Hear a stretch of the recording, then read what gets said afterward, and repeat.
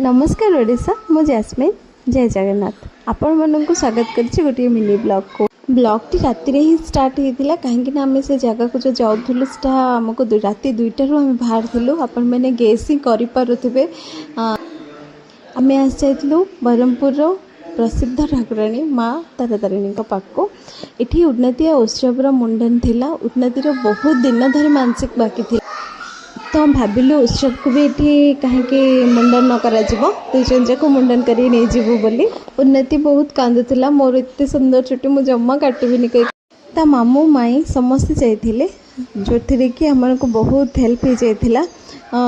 कहीं मामू आ माई को धरले न धरले उन्नति उत्सव किसी भी कम करती से माने सहित ही रहा पसंद कर।